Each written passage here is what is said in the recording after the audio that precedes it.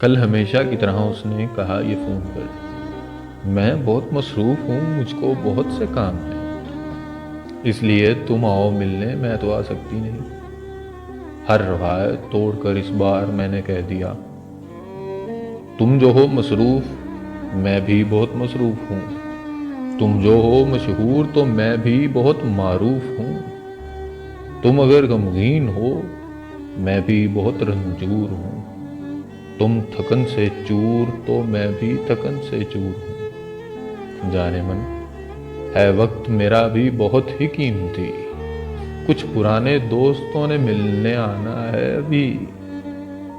मैं भी अब फारिग नहीं, मुझको भी लाखों काम है, वरना कहने को तो सब लम्हे तुम्हारे नाम हैं। मेरी आंखें भी बहुत बोझल हैं, सोना है मुझे, रत जोगों के बाद अब नींदों में खोना है मुझे।